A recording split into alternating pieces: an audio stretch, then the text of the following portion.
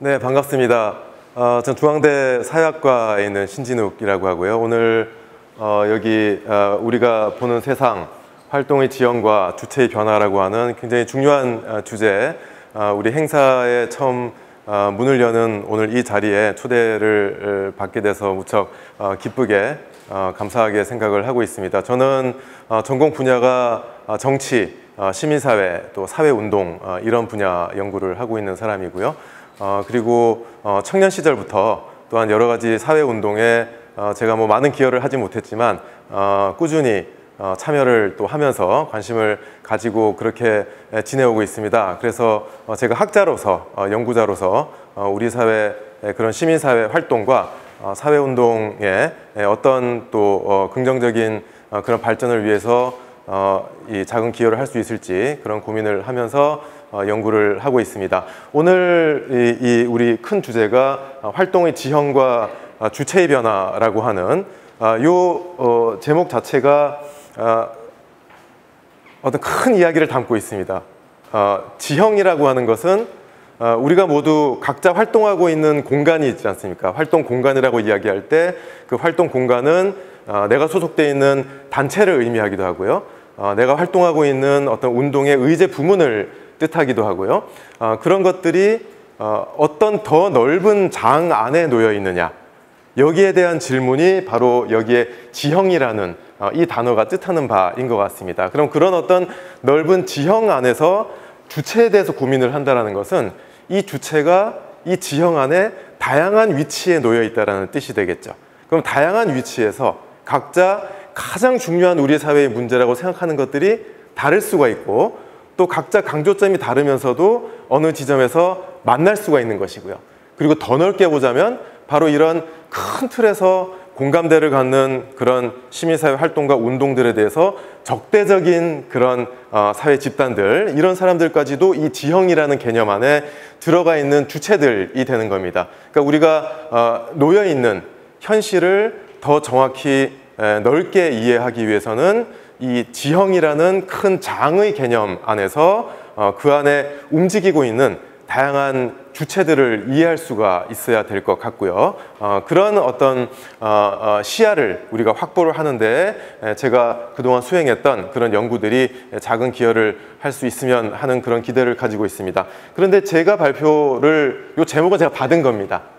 받은 건데요. 제가 연구하면서 갖고 있는 기본적인 이론적인 관점하고 모순되지가 않아요. 굉장히 가깝게 닿아 있는 건데, 아마 이게 케미가 맞으려고 하다 보니까 그냥 제목을 주셨는데 그게 잘 맞는 그런 게 있는 모양이에요.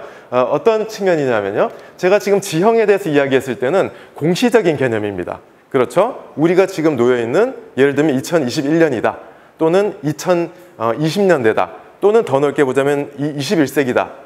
이런 어떤 시간대 안에서 동시대적으로 이 공간을 우리가 보는 거잖아요. 여기에 페미니즘 운동 진영과 또 노동운동 진영과 또 우익운동 진영과 등등의 이거를 보는 것인데, 이거를 연대기를 통해서 본다라고 하는 것의 의미가 뭘까요?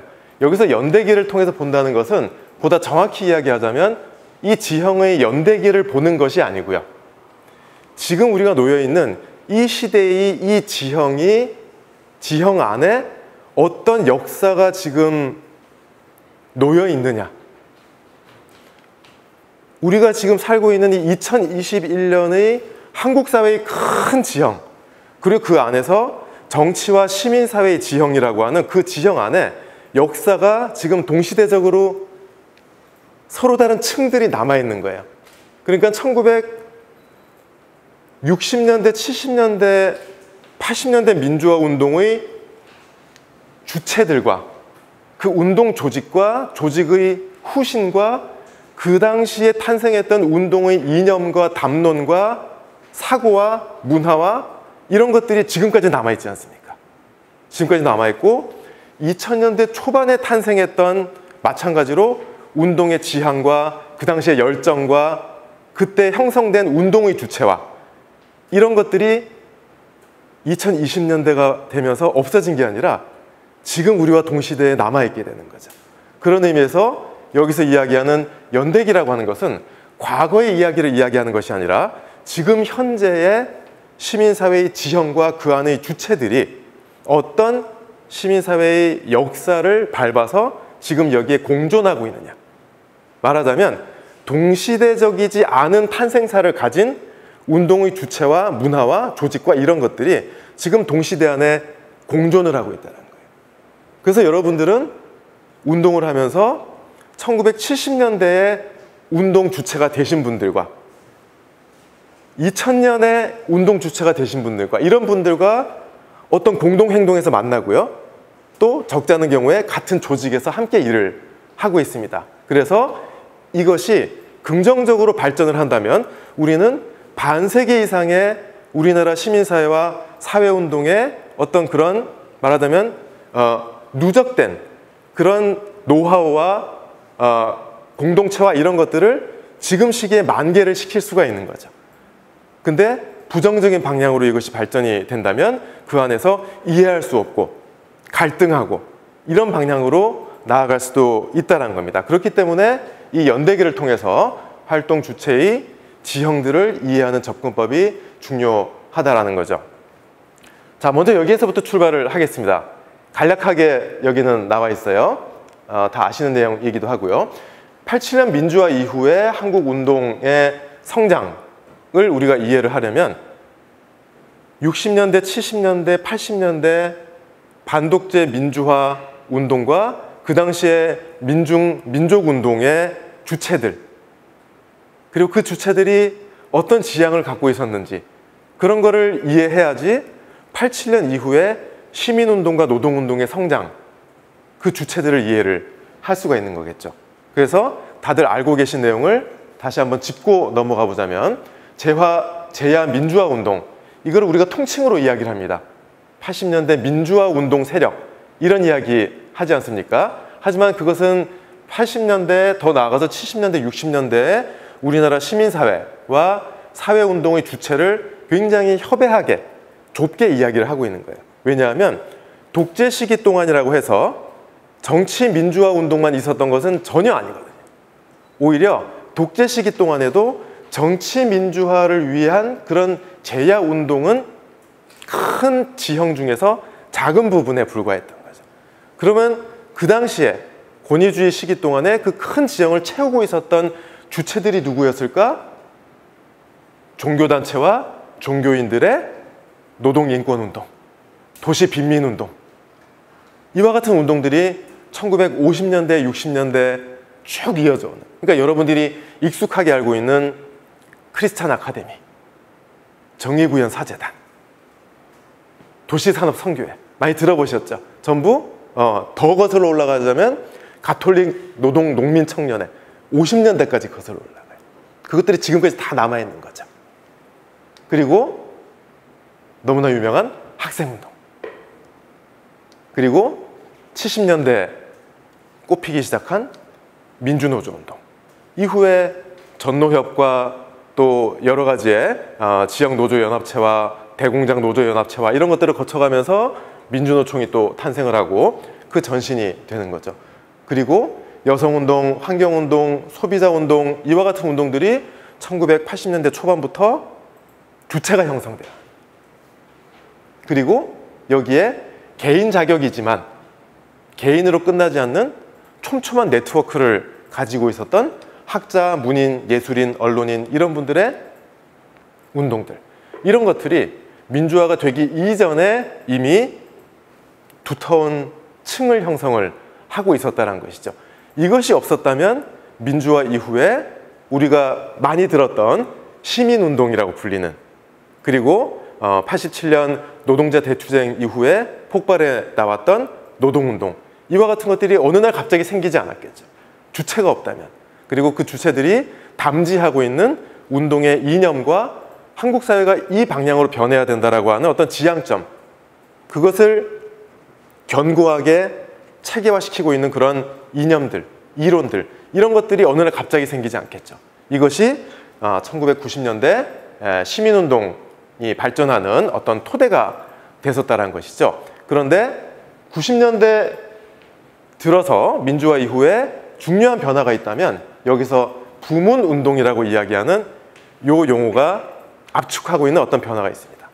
그 변화가 뭐냐 하면 앞에 말씀드렸던 내용이죠. 민주화 이전의 한국의 운동이 민주화 운동이 다가 아니었다. 이렇게 풍부했다. 제가 말씀을 드렸는데, 근데 거꾸로 이야기하자면, 강조점을 조금 이동시켜서 이야기를 하자면, 민주화가 되기 이전까지 이와 같은 여러 가지 다양한 운동들은 민주화라고 하는 큰 우산 안에 들어가 있었던 거예요. 그게 너무나 중요한 목표였기 때문에, 그래서 정치적인 민주화가 달성이 된 이후에 이와 같은 것들이 크게 발전할 수 있는 조건이 마련이 된다라고 하는 공동의 문제의식을 갖고 있었던 것이고요. 그리고 나서 이제 민주화가 이루어진 다음에 이것들이 부문운동으로서 분화되어 나가게 되는 거죠.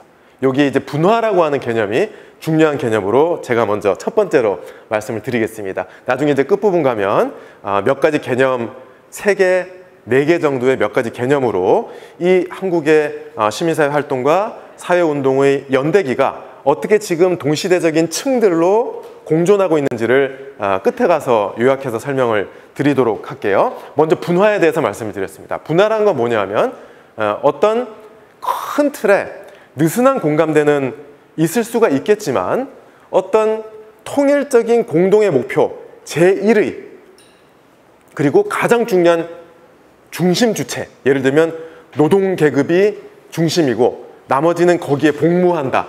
이거 80년대 후반만 하더라도 많이 들리던 그런 표현들이었거든요. 그러면 아까 우리가 봤던 그런 다양한 운동들이 궁극적으로는 노동계급의 어떤 그런 계급적인 운동을 위한 그런 도움의 역할들, 그런 식으로 이해되던 때가 있었다라는 거죠. 근데 1990년대로 오게 되면은 예를 들면 경제정의의 가치라든가 정치적인 민주주의, 그 다음에 젠더라고 하는 축이, 그리고 생태주의라고 하는 축이, 이와 같은 또 인권이라고 하는 축이, 평화라고 하는 축이, 이런 여러 가지의 가치들이 어느 하나의 단일한 중심 가치 밑으로 복속되는 것들이 아니라 그 자체로서 독립적인 중요성을 갖는다는 것을 힘들게 인정해가는 과정들이었던 것 같아요. 그 과정에서 많은 논쟁이 있었죠. 그래서 환경운동 내에서도 환경운동은 민중운동의 일부인가, 민주화운동의 일부인가, 아니면 환경, 생태라고 하는 독립적인 가치가 동등한 중요성을 갖는 것인가. 여성운동에서도 똑같은 방식으로 조직 내에 그런 여러 가지 논쟁들이 있었죠. 젠더라고 하는 그런 축이 독립적으로 우리가 여성운동이 추구할 어떤 가치의 출발점인가, 아니면 민중 내지는 자본주의 극복, 이와 같은 것들이 일환으로서 우리가 여성운동을 하는 것인가, 이런 논쟁들이 90년대 초반, 이미 80년대 후반부터 격렬하게 일어났던 그 시기, 이 시기가 이제 민주화 이후에 몇 년에 걸친 시기였다는 것이죠. 그것이 큰 틀에서는 부문운동이라는 방식으로 각자의 독자성과 자율성을 인정하는 방향으로 발전이 되어 갔던 것이고요. 그것을 인정하는 가운데 서로 이슈에 따라서 또 어떤 의제 영역에서 서로 공동행동의 관행이 생겨나가게 되는 것이죠. 그러니까 그 어떤 큰 통일적인 목표와 이념과 이런 것들을 관장하는 주체, 이런 것들의 이 관념 자체가 이제 점점 흐려져 가는 것이고요. 운동의 부문들이 분화되어 가는 가운데 이 각자의 독립성을 갖는 운동 부문들이 어떻게 하면 서로를, 아까 제가 처음 말씀드렸던 것처럼 서로를 더 말하자면 풍부하게 만들고 성장시켜주는 그런 방식으로 교류하고 연대를 맺을 수 있을 것인가, 이것에 대한 고민이 계속 이어졌던 시기가 1990년대 내내 이어졌던 것 같습니다. 여기에 설립 연도들을 보시면 1980년대 후반에서 90년대 중반 정도까지 지금까지 이어져 오는 큰 규모의 한국의 시민사회 단체들이 대부분이 설립이 됐다는 것을 이해를 할 수가 있습니다. 민주노총까지 포함을 해서요. 그래서 이 시기에 1990년대 김대중 노무현 정부 시기에 특히 이 개혁동맹이라고 당시에 부르곤 했었는데요. 정치 권력과 정부와 집권 세력과 그리고 시민사회 운동들, 이 사이에 함께 제도적인 법적인 그런 개혁을 이뤄가기 위한 그런 많은 노력들이 이루어졌던 시기인데요. 근데 요 시기뿐만 아니라 보수정부라고 부를 수도 있는 김영삼 정부 시기에도 전반적으로 1990년대의 분위기는 우리 이제 이 방향으로 가야 된다. 더 많은 민주주의, 더 많은 다양성, 더 많은 인권, 이런 방향으로 이제 우리가 변해야 돼. 87년에 독재가 끝났잖아요. 그러니까 민주화된 사회라면은 이제는 이런 과거에 억압받던 그런 시민사회 주체들이 한국 사회를 끌고 가는 중심이 되어야 된다. 이런 분위기가 진보 보수 할 것 없이 전반적으로 많이 받아들여지고 있었던 그런 시기라고 할 수가 있죠. 그래서 이때에 중요한 그런 이 개혁 입법들이 이루어지게 되는데, 여기에 이제 예시를 하고 있는 그런 개혁 입법들 중에 많은 부분은 시민사회의 주체들이 거의 이제 말하자면은 의제를 선도하는 것 이상으로 컨텐츠까지 다 만들어서 정당과 정부에 가지고 도장만 찍어주셔. 여기에 도장 찍는, 사인하는 법률적 권한은 당신들이 갖고 있는데, 지금 우리 사회에 뭐가 문제인지, 이게 전 세계적으로 이 문제를 해결하기 위한 최첨단의 가장 발전된 제도적인 정책적인 대안이 뭔지 모르지 않느냐. 근데 우리는 10년, 20년 동안 그걸 고민을 해왔어. 당신들이 독재 부역하는 동안에. 이게 주도성인 거죠. 이게 시민사회 주도성이었던 거고요. 그런 가운데에 많은 개혁 입법들이 시민사회 주도로 이루어지게 되죠. 자, 그런데 이때 이제 그 시기에 시대적인 기여와 더불어서 극복해야 될 과제들이 함께 생겨나게 돼요.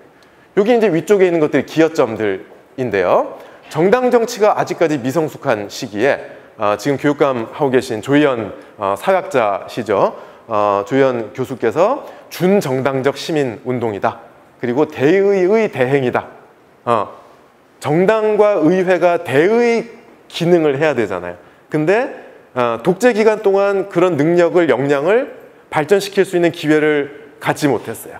노력도 충분하지 않았을지도 모르겠죠. 그래서 민주화 직후에 그런 역량을 갖지 못한 단계에서 그 대의의 역할을 시민사회 주체들이 대행하다시피, 근데 그 방향 쭉 가면은 안 되는 거였죠, 이미. 그죠? 왜냐하면 정당들이 그 기능을 할 수 있게 되는 것이 궁극적으로 바람직한 방향일 테니까요. 하지만 그럴 수 없는 단계에서 이제 시민사회 주체들이 의회와 정부, 법원, 언론 등과 같은 제도적인 자원들, 민주화된 환경 속에서 이런 것들을 최대한 활용을 하면서 사회 그런 개혁들을 이뤄나가는 기여를 했었던 시기라는 것이죠. 그런데 우리가 어떤 것은 좋은 면이고 어떤 면은 나쁜 면이라서 나쁜 면만 혹대듯이 똑 떼면 되면 그러면 너무 좋잖아요. 근데 많은 경우에 좋은 면과 나쁜 면, 강점과 약점 이런 것들이 붙어 있잖아요. 이게 운동의 경우에도 그렇잖아요. 그러니까 사람 인성에도 아주 그냥 쿨하고 거침이 없는 사람이 또 섬세함이 부족해서 남한테 상처 주기도 쉬운 거죠. 그런 식으로 강점과 약점이 붙어서 간다는 게 해결하기가 참 힘든 부분인 거죠. 그래서 바로 여기 위에 이야기하는 이 장점들의 이면에 극복해야 될 과제들이 생겨나게 됐다는 거예요. 그래서 하나는 이토록 개혁 역량이 뛰어나다 보니까 시민운동 일부 리더들이 중립적 의미에서 정치 권력으로 나아가게 되는, 정치권으로 나아가게 되는, 근데 그것이 시민사회에 대한 사회적인 신뢰를 하락시킬 수도 있는 위험성이 있다. 이게 참 미묘한 부분인데요. 시민운동을 하던 사람이 정치를 하게 되면은 안 된다. 이게 아니고요. 그것이 정치에 기여하는 바가 있는데 그 기여하는 바를 위해서 그런 경향들이 지속되는 가운데에 시민사회의 정치적인 독립성에 대한 신뢰가 하락할 수도 있는 위험성이 있다. 그래서 판단 내리기가 칼로 무 베듯이 간단하지가 않은 거죠. 그리고 보다 더 조직적으로 정치 권력과 개혁 동맹이 형성되는 그 부정적인 결과로서 시민사회의 독립적인 정치적 영향력이 약화될 위험이 있다. 시민사회가 정치 권력의 외부에서, 저 같은 지식인들도 마찬가지겠죠. 그 권력의 완전 외부에서 하고 싶은 모든 말들을 강력하게 할 때 그게 정치를 변화시킬 수 있는 큰 힘이 있죠. 여기에 저는 이것저것 다 현실에서는 우리가 재정이 얼마나 있느냐 다 따지면 우리가 별로 바꿀 수 있는 게 별로 없어요. 이상주의가 갖고 있는 현실적인 힘이 있는 거예요. 우리 저기까지 가야 돼. 가야 돼 하다 보면 갈 수가 있게 되죠. 근데 권력 안에서 어디까지가 가능한 것일까?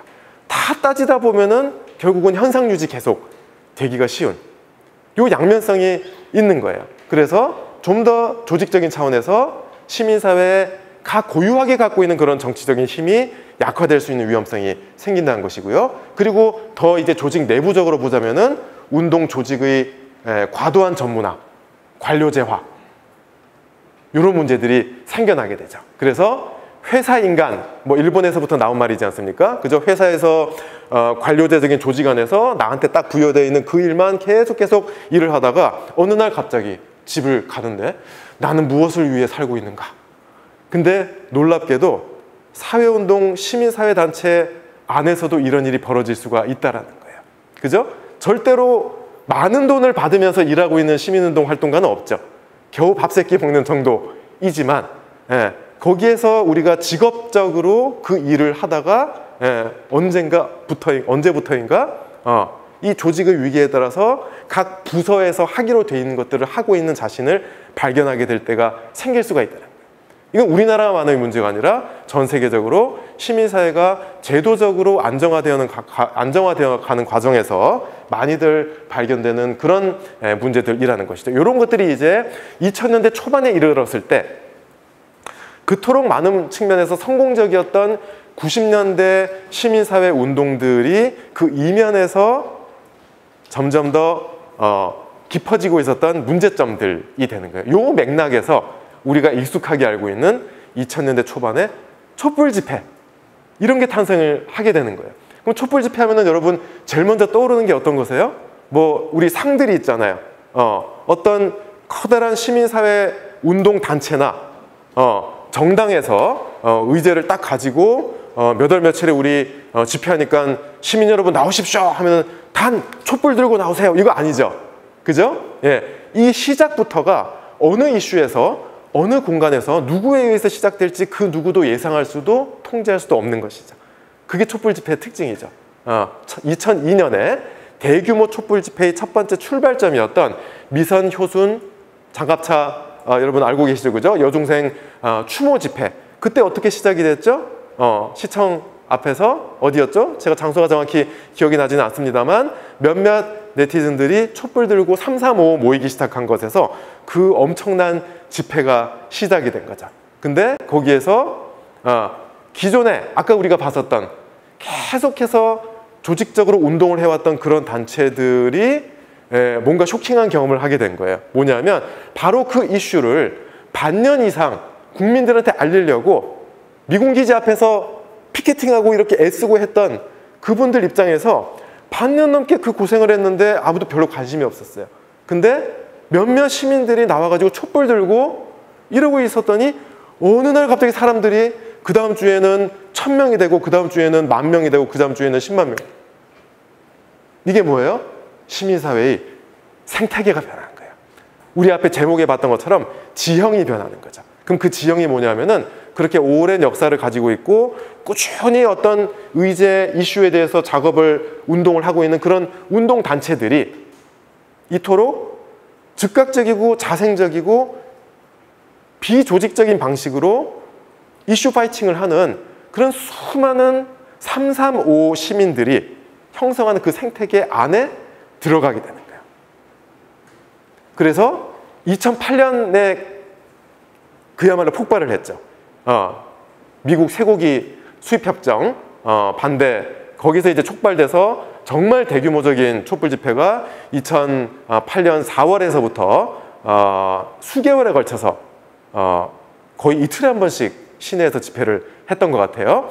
정말 대규모의 집회가 일어났었는데 그 직후에 제가 시민사회연대회의라고 하는 이따가 말씀드릴 연대체가 있는데 그 연대체에서 포럼을 열었어요. 그때 제가 기조발제를 했었는데 그 기조발제의 뭐 정확한 제목은 제가 기억이 안 납니다만 핵심 컨셉이 뭔지는 모두가 알고 있었어요. 뭐냐면은 n분의 1이 되어버렸다.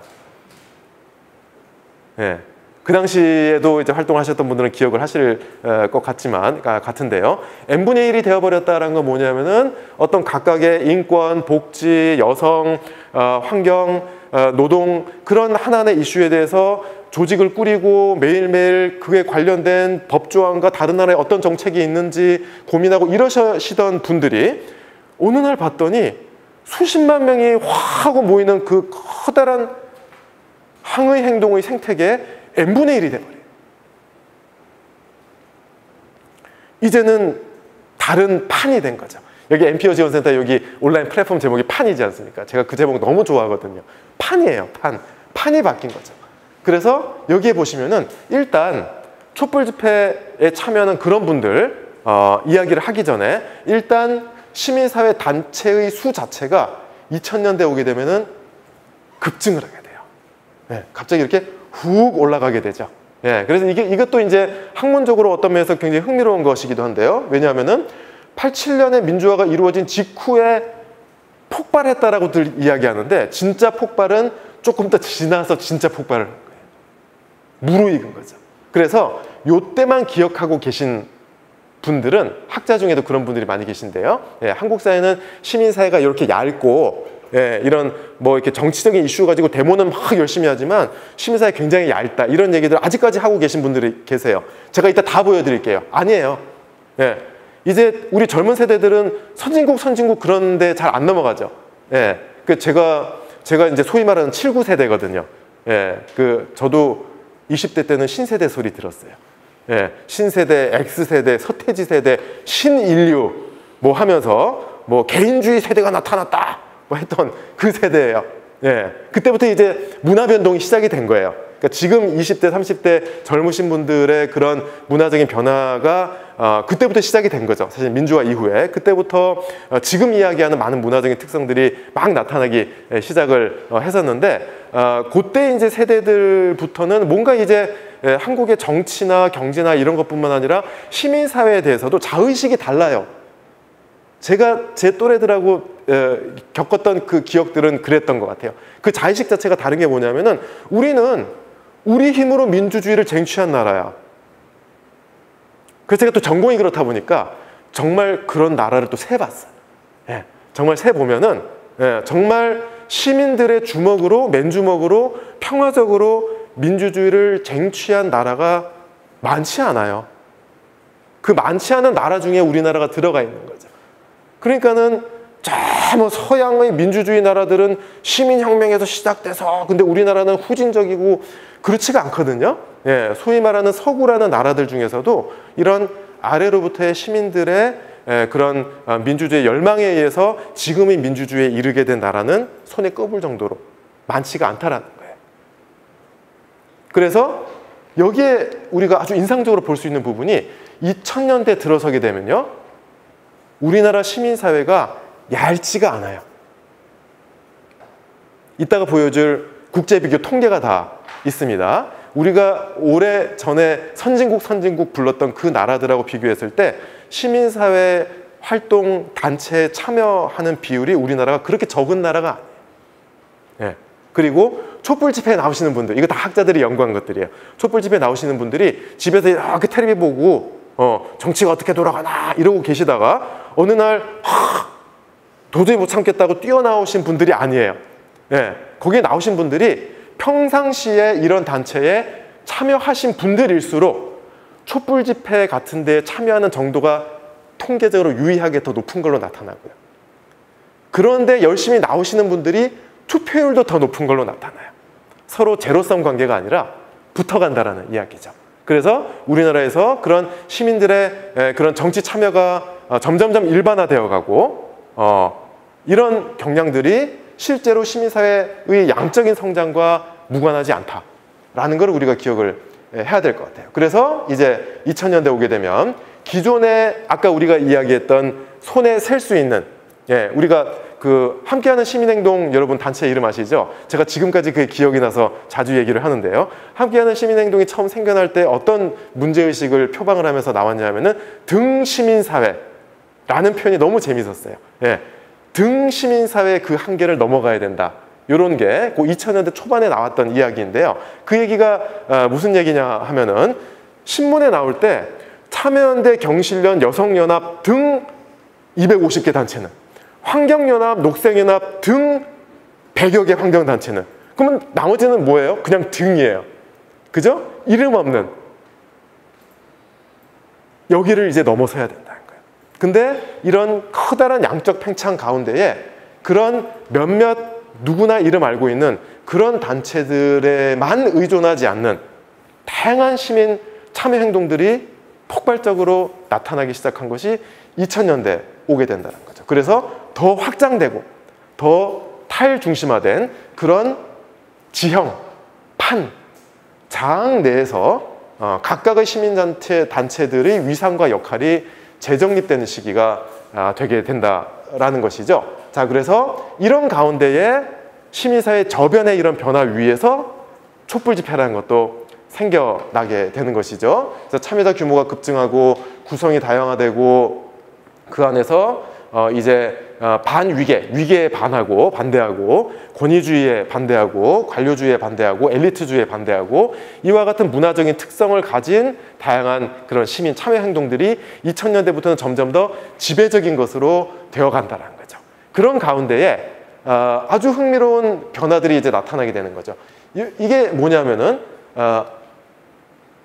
요 슬래시가 의미하는 바가 여기서 여기로 넘어갔다라는 뜻이 아니다라는 걸 제가 말하기 위해서 요걸 이렇게 그은 거예요. 이게 무슨 뜻이냐면은 과거에는 지속적이던 운동이 이제는 일시적인 단기적인 운동이 되고 과거에 정치적이던 운동이 비정치적이 되고 과거에 전략적인 것이 즉흥적인 운동이 되고 이게 아니라 이렇다라는 인식이 많이 있었어요. 근데 저는 학자로서 그거 아니다라고 계속 주장을 해온 거거든요. 그건 뭐냐면은 지속적이다, 일시적이다, 정치적이다, 비정치적이다, 정치다, 유희다, 이 구분 자체가 점점 상대화돼야 하는 거예요. 그래서 정치적이면서도 그 안에서 즐기는, 그리고 비정치적인 커뮤니티들이 어떤 이슈를 만나면 정치적인 행동의 주체가 되기도 하는 이와 같은 다양한 변화들이 일어나게 된다는 것이죠. 그래서 이런 탈중심화되고 확장된 시민사회의 장 내에서 위치를 재정립해야 되는 그런 변화가 일어나게 된다는 거죠. 그 다음에 이제 2010년대 마지막으로 오게 되면 아까 말씀드렸던 그 변화들인 거예요. 이게 이제 국제 비교 통계를 가지고 본 건데요. 여기에 교육문화예술단체, 환경단체, 복지단체와 같은 시민사회단체 회원 참여를 하고 있거나 했었던 사람들의 비율을 보면은 여기 이제 파란색이 한국인데요. 여기에 80년대에서 90년대, 2000년대, 2010년대로 넘어가면서 굉장히 이게 일본이에요. 예, 높아지는 양상을 보이게 되죠. 그래서 여기에 있는 서구 나라들만큼은 안 되는 영역도 있지만 그에 준하는 정도로 참여자 비율이 높아지는 그런 여기 파란색들이요. 여기 2010년대입니다. 높아지고 있는 양상들을 보이고 있죠. 그러니까 요 기억만 가지고 한국은 시민사회에 참여하는 사람이 별로 너무 없어 이렇게 생각할 수는 없다라는 거고요. 요거는 가장 최근 몇 년 사이에 정치사회적인 참여 행동의 국제 비교를 보게 되면은 여기 이제 한국이에요. 한국인데 꽤 높은 편에 속하죠. 꽤 높은 편에 속하는데 온라인 참여 행동의 경우에는 가장 높아요. 예, 온라인상으로 정치에 관련된 정보를 모으고 확산시키고 이벤트에 참여하고 이와 같은 참여 경험은 여기에 있는 서구 나라들하고 비교했을 때 한국이 가장 높은 걸로 나타날 정도가 된다는 거죠. 그리고 이제 여기에 더하자면은 집회 시위가 이제는 많이 안정화된, 빈도가 안정화된 양상을 보이는데 여기에서 아주 주목할 것이 이른바 불법 폭력 집회의 건수가 거의 제로에 가깝게 되는데요. 이거는 지구상에서 별로 없어요. 예, 그래서 작년에 재작년이군요. 서초동 광화문 충돌이 한창일 때 제가 알고 있는 독일의 정치학자 2명이 방한을 했었는데 이 사람들 전공이 데모였는 거예요. 예, 집회 시위가 전공이라 가지고 서초동이랑 광화문 이런 데 간 거예요. 근데 이 사람이 너무 거기서 강한 인상을 받아서 독일로 돌아가서 신문에 글을 썼더라고요. 그 강한 인상이 뭐냐면은 경찰들이 별로 할 일이 없다. 예, 사람들이 폭력을 행사하거나 어떤 그런 과잉된 행동을 하지 않는 그런 걸 이 사람들이 보고 굉장히 인상을 받은 거고요. 특히 이 사람들이 이제 저한테 해줬던 얘기가 뭐냐면은 그 어떤 집회를 하는데 이제 반대쪽에 한 할아버지께서 굉장히 도발적인 이런 걸 달고 촛불 집회를 하고 있는데 그 중간을 이렇게 걸어가고 있는 거예요. 뭐 참수하라 뭐 하면서. 근데 사람들이 그거를 휴대폰으로 사진을 찍고 있더라는 거예요. 와, 재밌는 분이시구나. 거기서 감정의 격앙이나 충돌이 일어나지 않는다. 그게 이제 경찰청 통계에 나오게 되는 거죠. 그래서 이런 가운데에 서로 선순환이 되는 거예요. 이렇게 되면은 점점 더 많은 시민들이 항의 행동을 하는 데에 참여하는 데에 말하자면 심리적인 문턱이 낮아지게 되는 것이고, 그렇게 다양한 많은 사람이 참여를 할수록 비폭력 시위의 빈도가 또 그런 어떤 일반화 경향이 나타나게 되는 것이고요. 그런 가운데에 그런 집회 시위의 빈도는 안정화되었지만 언론에서의 보도 경향은 점점 늘어나는, 이게 말하는 바는 뭐냐면은 이런 사회운동적인 캠페인을 통해서 사회의 어떤 이슈를 알릴 수 있는 그런 미디어의 채널이 옛날보다 훨씬 더 장이 넓어졌다라는 그런 의미가 되겠죠. 그런 가운데에서도 이제 한계가 있다면은 계층적인 불균등. 계층에 따라서 여기 보시면은 고소득층은 이익단체가 많은데 저소득층은 종교단체에 참여한 사람이 압도적으로 많아요. 이러니까 저소득층이 더 저소득의 상태를 사회에 알리기가 힘들어지는 그런 양상도 있겠죠. 그래서 이런 양적인 전반적인 성장이 이루어진 가운데에 그것의 어떤 계층적인 불균등성, 이런 것들이 우리 시대에 지금 이제 극복해야 되는 과제로 새로 등장을 하고 있다는 거. 그런 가운데에 이제 사회운동이라고 우리가 특별히 이야기할 수 있는 새로운 흐름들이 나타나는데, 요거는 이제 두 분께서 더 자세하게 말씀을 해주실 수가 있을 것 같아요. 2010년대 들어서 비정규직 노조운동, 그 다음에 청년이 주로 주체가 되는 노동, 주거, 금융, 기후운동과 같은 것들, 그리고 영영 페미니즘이라고 부르는 페미니즘 운동의 새로운 세대가 2010년대에 급성장을 하게 되고요. 그리고 지역 수준에서 협동조합이나 사회적 경제, 마을 공동체, 이와 같은 것들이 확산되는 이런 완전히 새로운 트렌드가 이제 2010년대에 두드러지게 나타나게 된다는 것이죠. 자, 여기에는 지금 청년유니온 정책팀장을 지내셨고 지금 경사노위 청년대표로 활동을 하고 계신 분이죠. 정보영 씨의 그 연구 결과인데요. 2019년도에 청년 활동과 운동의 연결망을 네트워크 분석을 한 분석이 있습니다. 여기를 보시면은 청년 유니온, 또 청년 지갑, 민달팽이 유니온, 이와 같은 어떤 그런 공동 행동의 핵심 역할을 하고 있는 그런 단체들이 가시화되기 시작을 하고요. 이쪽에 보시면 이제 의제가 핵심이 되는 것이 노동, 금융, 그 다음에 주거, 그 다음에 이런 다양한 의제 영역을 포괄하는 청년 운동들, 이와 같은 것들이 핵심이 되는데, 여기에 페미니즘 의제가 여기서 안 나타나는 이유는 제가 추정할 때는 지금의 영영 페미니즘 운동이라고 하는 운동의 흐름들은 운동의 동원의 양식들이 여기에 이와 같은 노동이나 주거 운동들하고는 다소간 다른 양상을 보이기 때문에 아마도 여기에서 나타나지 않은 것이 아닐까, 그런 추측을 하고 있어요. 그래서 여기에 보시면은 2015년, 19년 불과 4년 차인데요. 엄청나게 아까 제가 말씀드렸던 판이 확장, 그죠? 판이 확장되고 이 안에 구조가 점점 더 복잡해져 가는, 이거는 뭘 의미하냐면은 아까 제가 보여드렸던 민주화 이후에 형성됐던 사회운동 단체들의 그 조직들과 그들 사이에 어떤 조직 간의 네트워크, 이런 것들이 있잖아요. 이제 그 다음 단계가 뭐였냐면은 거기에 의존하지 않는 자생적인 참여 행동들이라고 아까 이야기를 했었죠. 그게 촛불 집회나 이런 거 이야기를 하지 않았습니까? 그 다음 단계에 이제 나타난 게 뭐냐면은 조직적인 운동이 새로운 장을 만들어가고 있는 거예요. 그 주체가 주로 청년 주체들이 되고 있다라는 것이죠. 그래서 요건 이제 제가 아까 보여드렸던 협동조합과 사회적 기업, 이와 같은 것들의 확장 경향들인 거고요. 자, 이제 마지막으로 그래서 전체적으로 요약을 하자면 세 가지 개념이 핵심이 된다. 분화와 분절과 분산인데요. 제가 오늘 주로 말씀드렸던 것은 분화와 분산에 해당되는 겁니다. 분화라고 하는 것은 민주화 이후에 아까 우리가 봤던 여성, 환경, 평화, 인권, 소비자 등등과 같은 운동 부문들이 각자의 독립적인 영역으로 갈라져 가게 되는 그런 경향을 보이는 거고요. 그 다음에 오늘은 말씀드리지 않았던 것이 아까 처음에 시작할 때 말씀 주셨던 부분이 있죠. 시민사회 내가 진보와 보수, 좌우 이런 식으로 분절이 되는 경향이 2000년대 전반기부터 나타나기 시작을 합니다. 그래서 뉴라이트 운동이라든지 이런 보수 운동 이런 것들이 나타나면서 시민사회의 장 자체가 이념적으로 정치적으로 이 벽이 생기는 그런 경향이 한편으로 나타나게 되고요. 그 다음에 분산이라고 하는 것이 아까 말씀드렸던 탈중심화 경향이죠. 탈중심화 경향인데 마지막에 이제 저는 2010년대부터 하나의 재편이 이루어지고 있다.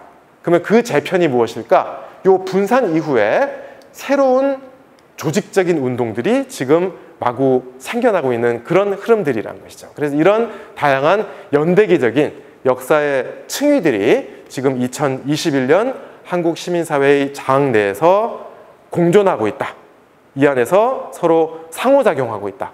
이런 큰 이제 시야 위에서 우리들 각자가 놓여 있는 자리를 더 잘 이해할 수 있지 않을까 그런 생각을 하고 있습니다. 그러면 저의 발표는 여기서 마치도록 하겠습니다. 감사합니다.